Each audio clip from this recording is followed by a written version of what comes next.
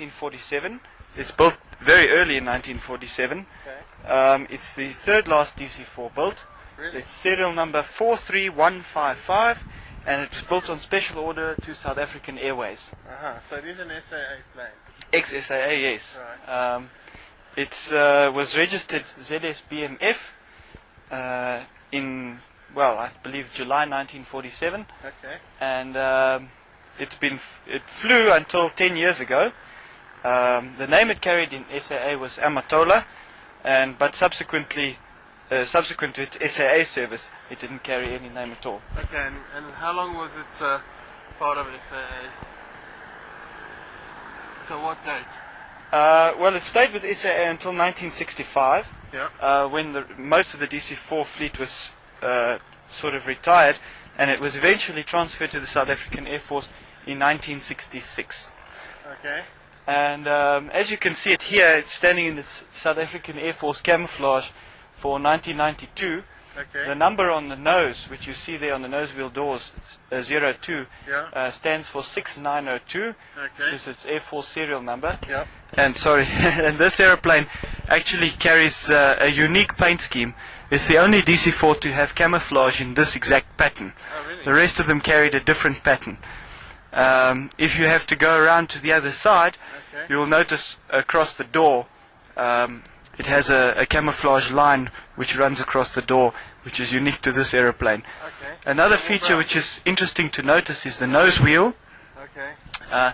The nose wheel is an original DC-4 nose wheel, and it should actually carry a hubcap, because if you notice, you'll see that the wheel has holes in it, and during normal flight, on the landing run, when you lower the wheels, the nose wheel will actually pick up so much speed that it's spinning at a terrific speed when it actually makes contact with the ground, Yeah. which is not entirely conducive to good tire life. Right. So,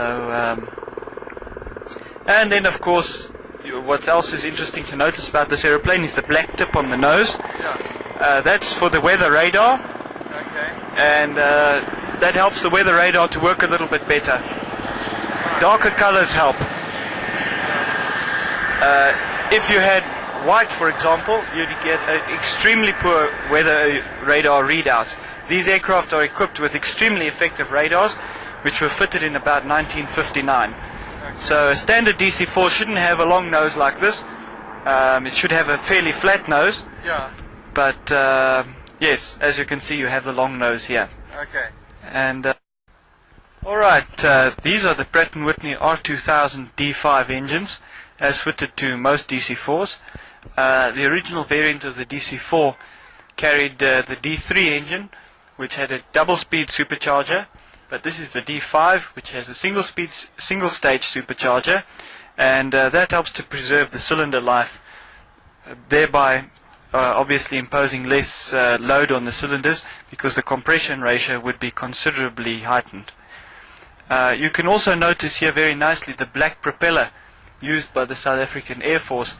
The idea behind the black paint to prevent corrosion on these very corrosion-prone aluminium blades. All right. And you also have around the shank of the blade, the water tends to go inside there Okay. and cause tremendous corrosion on these blades. One can also now notice, also if you have to go down a little bit, you'll notice the profile of the undercarriage very nicely. Okay. The DC-4, being one of the first nose wheel aeroplanes, has a tremendously robust undercarriage.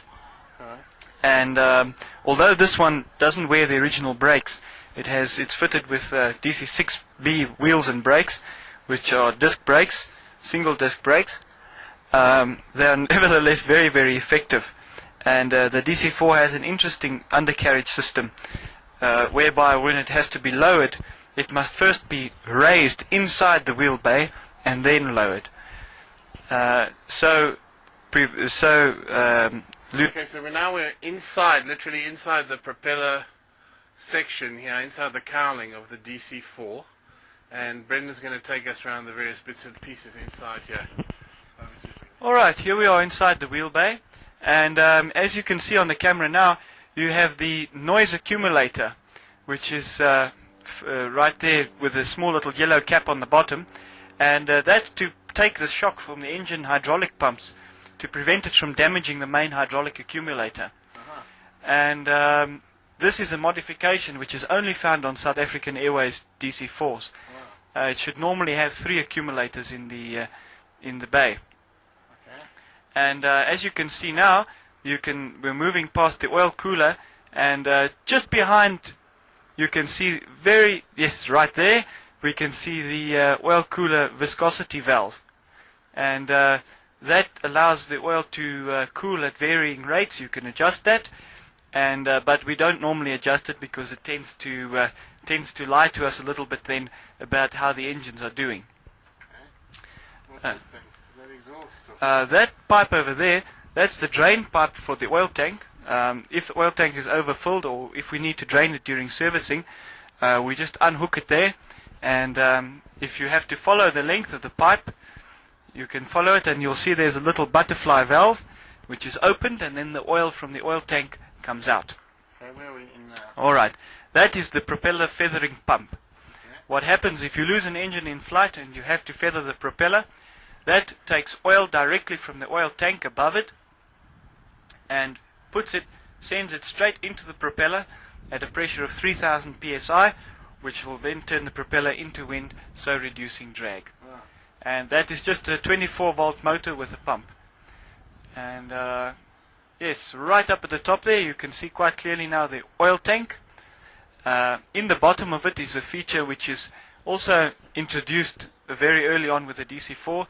It's the oil hopper, and it allows oil inside a tube inside the tank to warm up first, so supplying the engine with warm oil and allowing the oil to warm up quickly.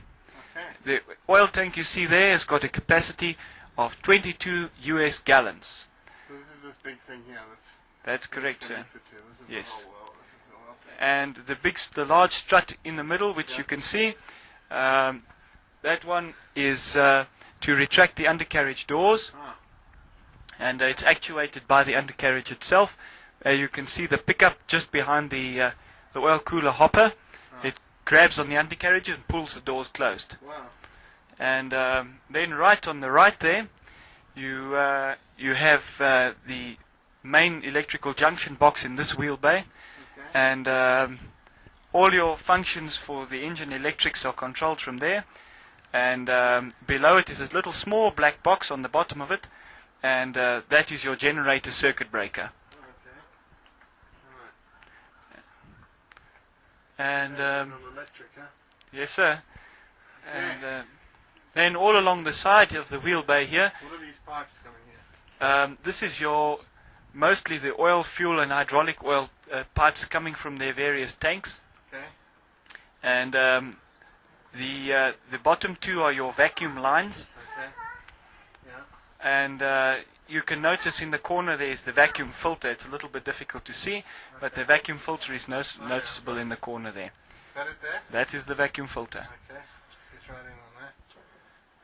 Okay. And that filters the light, air which what goes... Is this light? It's just a light. Yes, it's just an ordinary light for the wheel bay, which would be utilized sort of normally at night during maintenance. Okay, and that's part of the DC-4 configuration. Yes, that's part the of the original stock equipment. standard. Yes, sir. Okay, what's this thing here?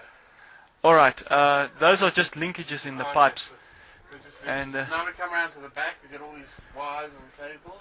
all right, these cables over here, these are your engine controls. Okay.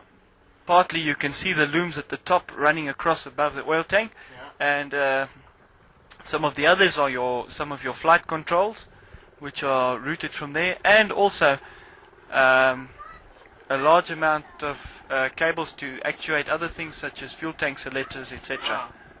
So these have to be pretty well oiled and kept up to date and functioning. Yes, they require.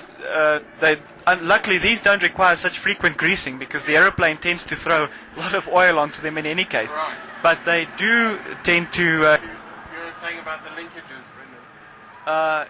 Yes, the cables tend to get frayed, Okay. but otherwise greasing them How and. often do they ever break?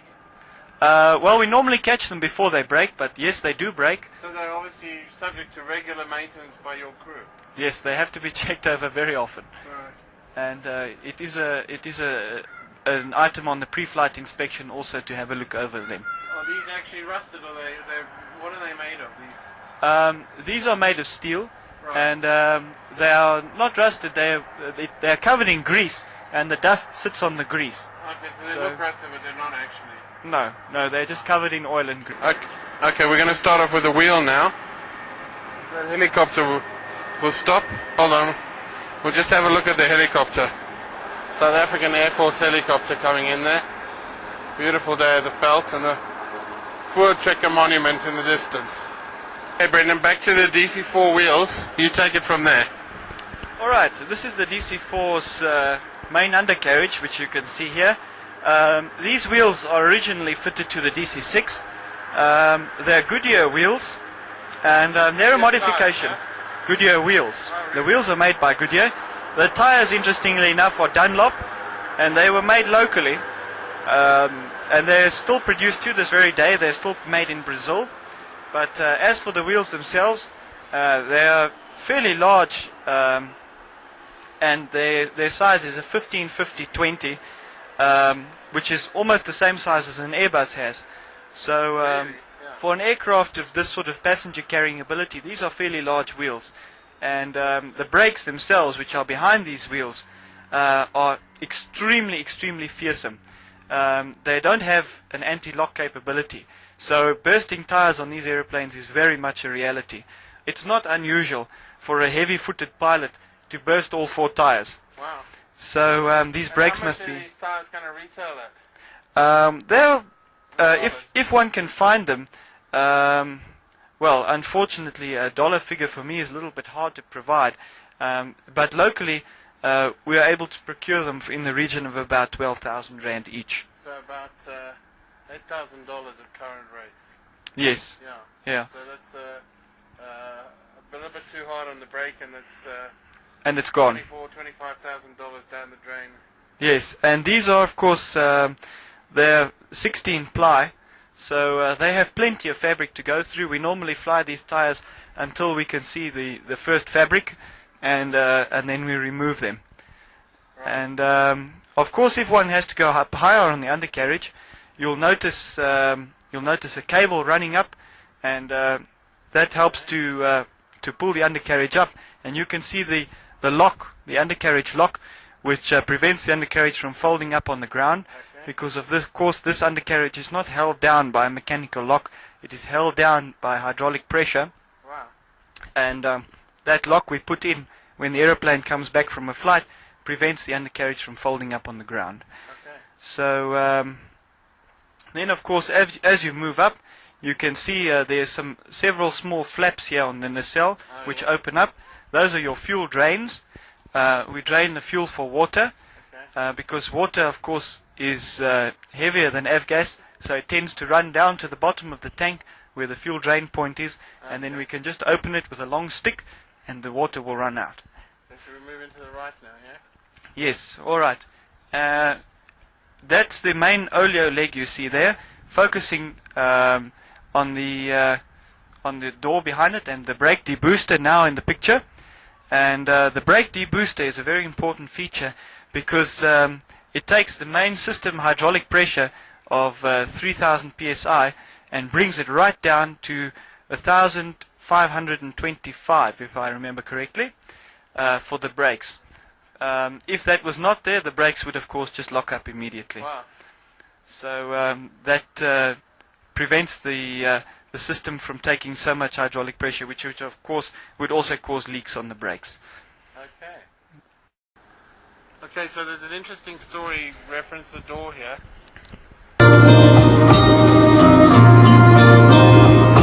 Did you ever read about a frog who dreamed of being a king and then became one? Well, except for the names and a few other changes, if you talk about me, the story's the same one. But I got an emptiness all night, even the chair. I cry.